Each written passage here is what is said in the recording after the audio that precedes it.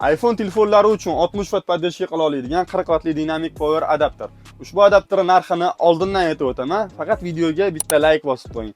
Hop, Optimga $50 baholangan ushbu adapterimiz asosan iPhone 17 uchun ishlab chiqarilgan. 20 daqiqaning ichida 50% gacha to'ldirib bera oladi. Bu qanaqa bo'ladi? Standart holatda 40 watt bo'ladi, lekin telefoningizni zaryadkasining holatiga qarab turib 60 watt quvvatgacha tezlana oladi, ya'ni keep down bo'ladi. Adapterimizni ichki holatini bitta ko'ramiz, obzorini. 20 wattli adapter bilan 40 wattli adapter ko'rinishdagi farqlari, akalar 40 wattli adapter bo'yi uzunchoqroq, bunaqasiga o'lchanadigan bo'lsa, razmeri bir xil. Hop, 20 wattli 3.5 Apple Store original va kopiya adapterlarning ichidagi mikrosxemalarini ochib ko'rsatib bergan edim. 40 wattliniki ham sizlarga qiziq bo'ladigan bo'lsa, kommentariyada fikringizni kutib qolaman. O'shanga qarab buni ham ichidagi mikrosxemalarni birgalikda ko'ramiz.